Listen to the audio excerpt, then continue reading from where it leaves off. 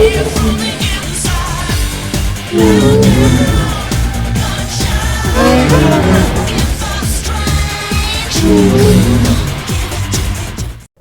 3,000 of you subscribe, but only about 200 are getting notifications, so click the bell and click all.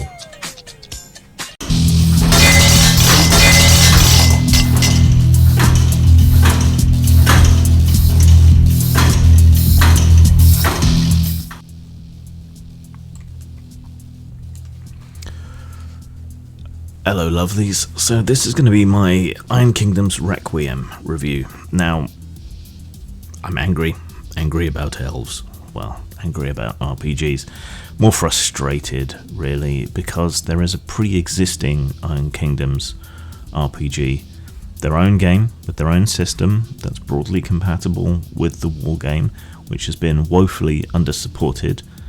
And now, instead of devoting this kind of effort to supporting the Iron Kingdom's RPG, they've just come out with a 5th edition supplement. I know, economic reasons, Dungeons and Dragons is a juggernaut, even more so than usual at the moment, but it is disappointing. And I did run a perfectly serviceable years-long campaign using their own RPG rules, and while it breaks down at the higher levels, the more experienced characters, it works perfectly well and suits the Iron Kingdoms a lot more than 5th edition ever could, even when extensively kit-bashed. So, I backed this kind of sight unseen because I have all the other editions of the Iron Kingdoms RPG and its materials, and also, I'm running a game on Tabletop called Erotech, which has a lot of magical technology and so on. So I thought it'd be useful to have the various classes and equipment and rules for putting together magical machines and so on that Iron Kingdoms typically has. So it was useful to me for reasons beyond being the Iron Kingdoms RPG. And in a moment of weakness, I backed the Kickstarter. Which means I wasn't particularly paying attention to the Kickstarter or to any of the information that was coming out about it, the updates, the previews and so on. So I was somewhat blindsided by the wholesale change that they have made to the setting. Now, the official timeline on their website ends in the year 608. Turns out there was some big hellish event, a claiming of infernalist souls, a price extracted from the people of Cain, the world of Iron Kingdoms, that happened in 612, and we are now 5 years after that, so they've wound the timeline on to the year 617. This big event was called the Claiming, and this was a debt that people owed the infernal powers for providing them with the gift of magic that helped them fight off a great evil, the colonialist Orgoth. They fought them off through a combination of magic and mecha, the first early primitive warjacks and so on. And yeah, technology doesn't seem to have wound on that much in 6 centuries. So it's an interesting plot twist, I guess, but a wholesale sort of infernal invasion of the land is a bit of a crude way to go about it. Many cultists and infernal servants were exposed and destroyed in this event.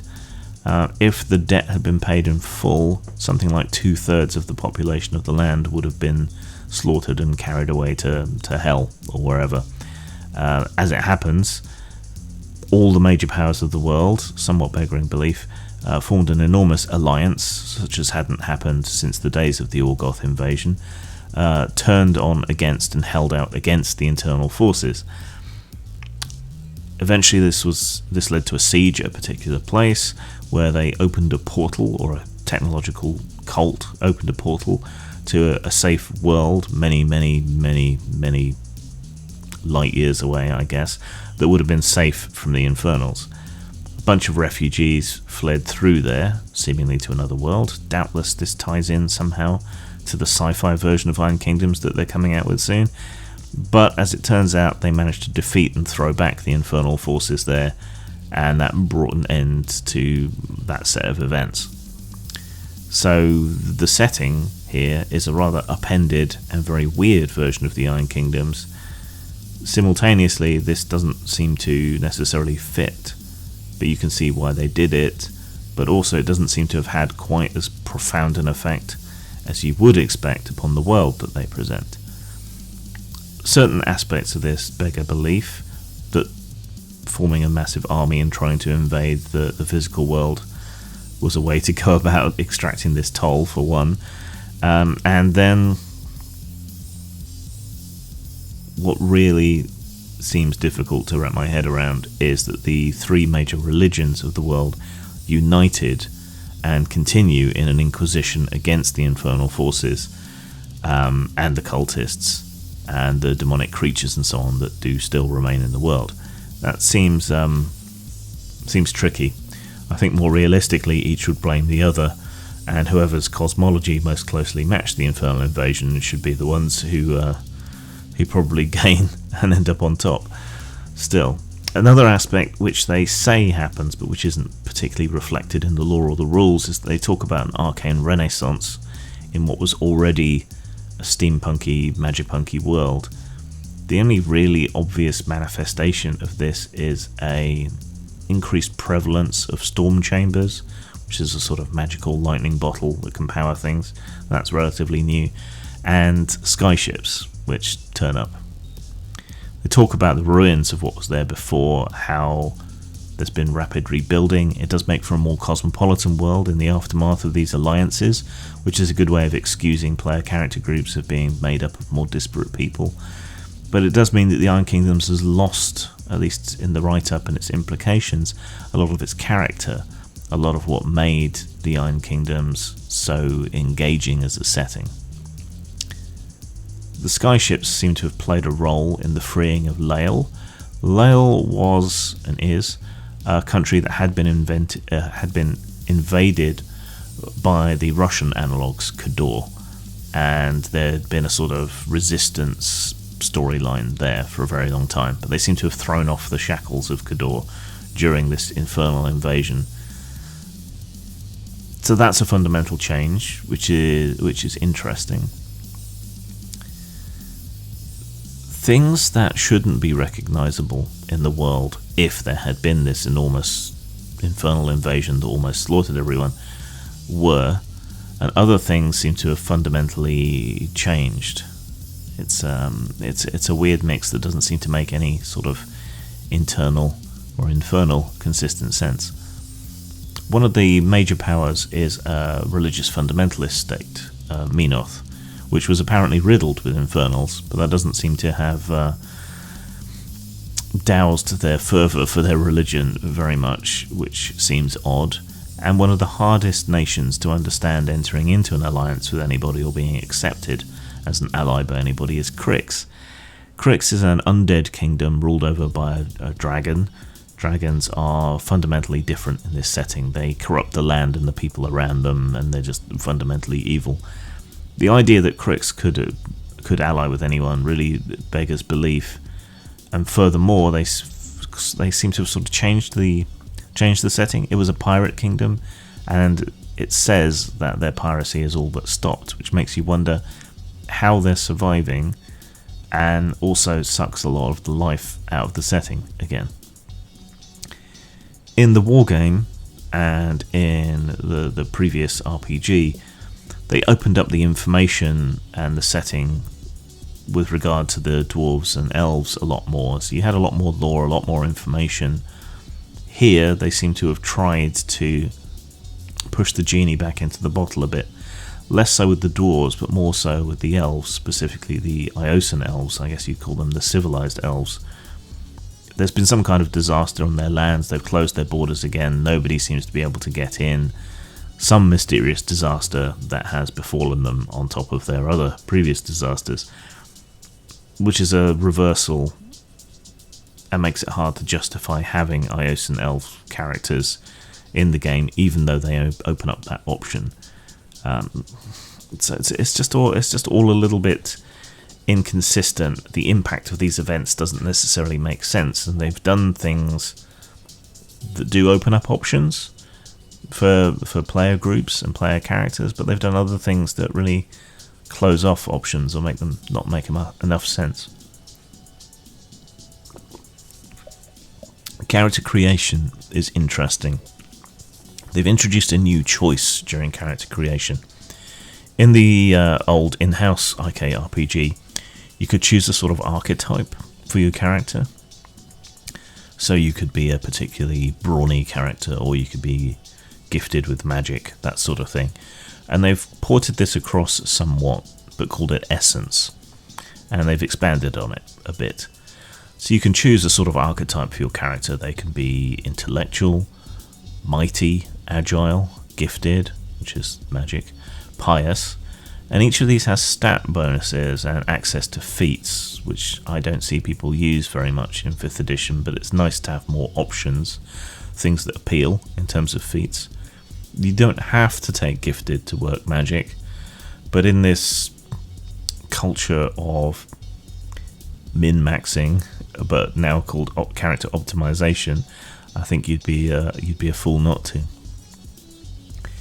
When it comes to races, you have gobbers, which is their equivalent of goblins. They're kind of somewhere between goblins and gnomes, really, in terms of tinkering and so on. Humans, which get different bonuses by nationality. You could even go so far as to say ethnicity, which is a rather bold move in this age of woke scoldery.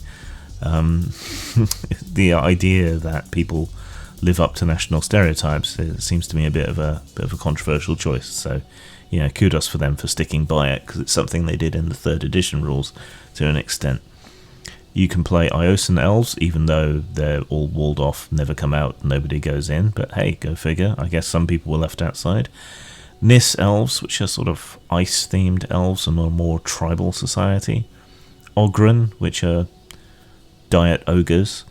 Dwarves, and Trollkin, which is probably the most interesting and new addition that they've made through the Iron Kingdoms. The Trollkin race and their culture and so on is just very interesting. There are a lot of races missing, particularly the more hordes associated ones, such as Gator Men. And this does all seem to be more related to hordes and the Scorn, which they're probably saving for another book. But it's a shame, because it wouldn't have taken up too much space to open up these other racial options, and even the Scorn was supposed to have allied during this whole event that went off. So it's they're notable by their absence, I suppose, especially since it wouldn't have taken much to do it. In terms of classes, you get all the normal ones, though some of them, such as warlocks, won't necessarily make a great deal of sense in the setting. Plus you've got some new classes: alchemist, gun mage, gunfighter, mechanic, warcaster. Warcasters are specialist magicians that control sort of steam-powered golem. So, you get a big metal sidekick.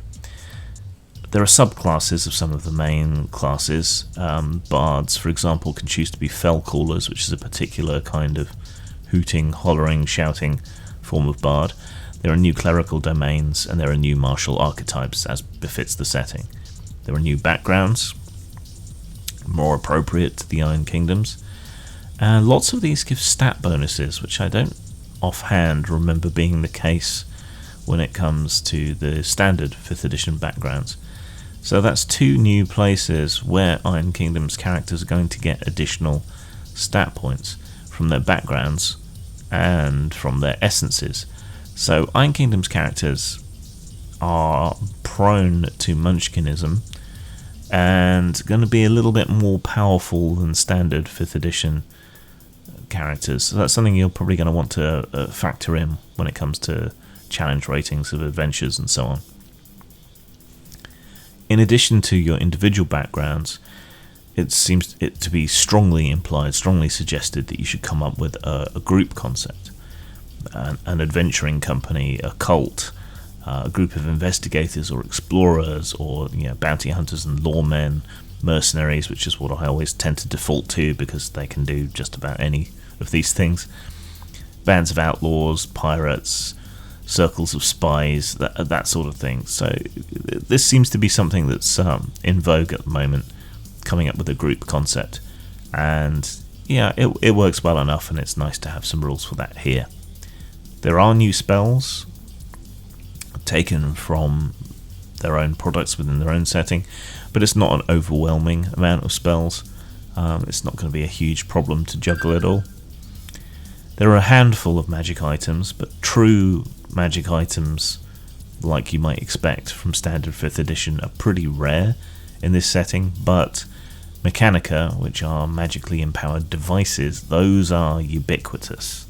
So you don't need a lot of magic items. There's all the necessary usual steampunk equipment that you might need. There's plenty of guns, but they seem to have followed the 5th edition Dungeon Master's Guide in making them woefully underpowered for what they are. So guns are not scary enough. Even the bigger, heavier ones aren't scary enough. I think you can fix this to an extent, and a good way to do that would be to use a hardcore set of rules on top of the Iron Kingdom's adjustments. So something like my own Grimdark would make things a lot deadlier, and maybe doing something like doubling the damage of the firearms, or making their crit range higher, 19 or 20 perhaps, and their botch range higher to compensate. Maybe that would be a good way to go about doing things. This is something I'm struggling with at the moment myself with my Whitechester setting. You don't want guns to overshadow everything else, but you don't want being shot to be essentially meaningless either.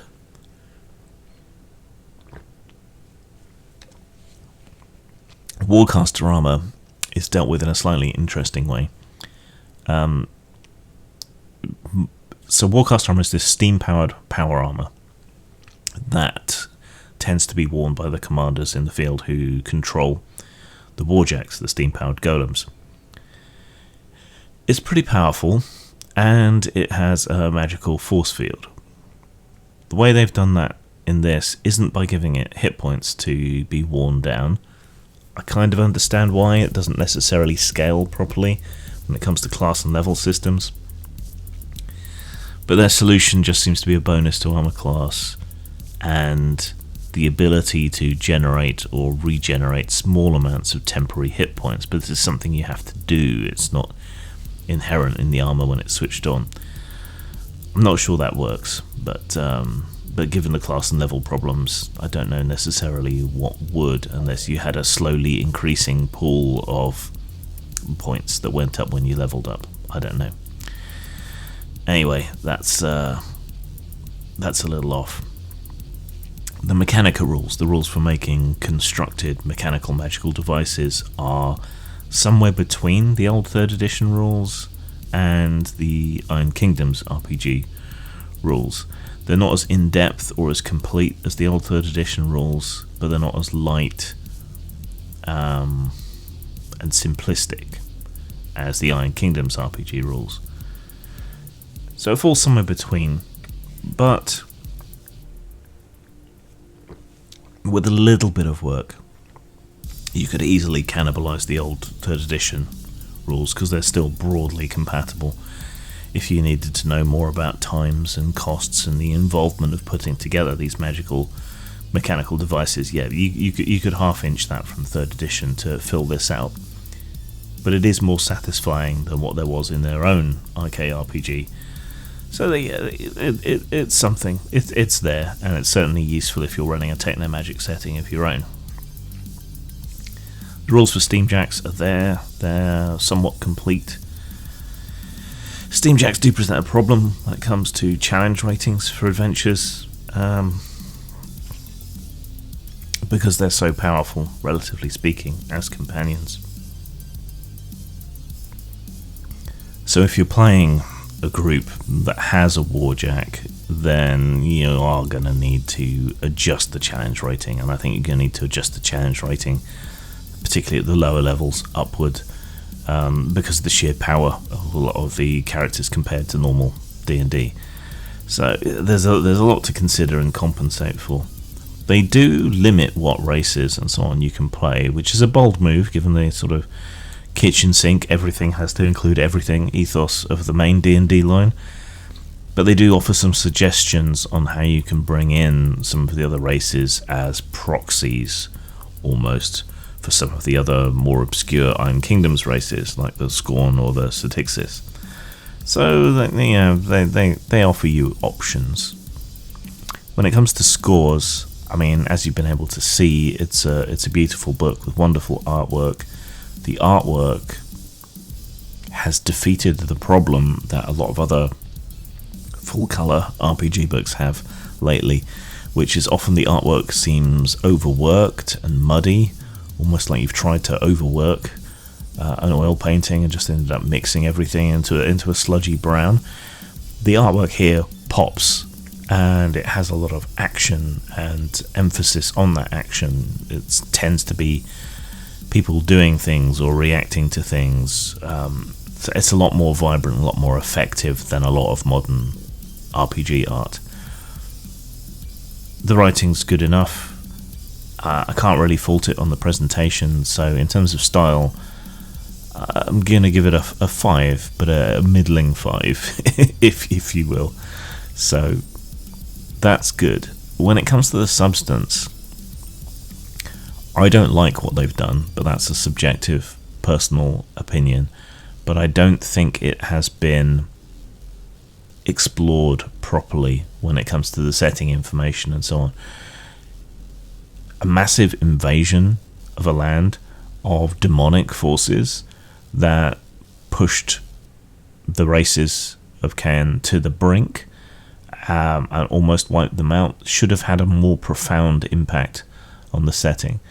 Perhaps they're overselling it, perhaps they're underselling the changes, but this just that story and its impact seem at odds with one another. There are certain key things missing in the rules that really it wouldn't have been too much effort to include, such as the other races more associated with hordes. Some of them do appear in the Monsternomicon, which means you can relatively easily kit bash them from that, so that people can play them. It is possible, but still, the pure substance just isn't really there, and there are glaring things missing. So in terms of substance, I think I can only really stretch to giving it a high 3. So that's 5 out of 5 for style, 3 out of 5 for substance, 8 out of 10, or 4 out of 5. Now, as a backer, I also got a copy of the Monsternomicon and the new opening adventure, which is another part of the Witchfire, which will be familiar to anyone who's played any previous editions of the Iron Kingdoms RPG. The Monsternomicon, I mean, I can't really review it particularly effectively, but it's 178 pages. There's most of, but not all, the creatures and monsters that you would associate with the Iron Kingdoms RPG from the war game, from the fiction, from the previous RPG versions of the game. So it's surprisingly complete, but again, it does miss out some of the things more associated with hordes or the Scorn. The artwork's good, some of it's repeats, some of it's new, some of it's old, some of it seems to be from the card game, and I was delighted to see the inclusion of some of the old black and white art here and there, which I really appreciate, and putting that in an otherwise full colour book was quite brave, which is to be lauded, I think, but it's really good, effective art. The information here, you could kit bash some of the other races from the information here, but this isn't anywhere near as easy as it was during the 3rd edition days, when you could essentially just lift a player character template out of the bestiary and plug and play, and away you went. So it's not quite as easy, but there is enough information there. But again, there are some things glaringly missing. I'm not going to bother giving that a score. The Witchfire Adventure is a perfectly serviceable introduction adventure. It's not for me, because I'm an experienced veteran games master. It's a bit late lead by the nose, but that's kind of what you want with an introductory adventure. I can't really review it without spoilers, and given that everything is brand new and that only backers have the PDFs at the moment, I don't want to spoil anything. The maps in it are a bit shit, but other than that, it's perfectly good enough as an introductory adventure. So there you go. It's disappointing that they made this at all. It's disappointing that certain key things are missing, and it's not as complete as it could be in one book. But despite all that, I can't really fault it that much. It's my own subjective annoyance and preferences that compromise it for me, and might have dropped my own personal score a little bit lower. But I'm reviewing it for you, and as in and of and as itself. So I stand by the quite high score I gave it. The problems are more to do with 5th edition D&D trying to emulate a more gritty and modern setting rather than with their approach. Zang. Postmortem Studios sells a wide variety of stock art, well over 500 pieces, many of them by RPG industry veteran Brad McDevitt. These are available for you to use in your personal or professional projects, whether stories or games or anything else. Check us out at rpgnow.com.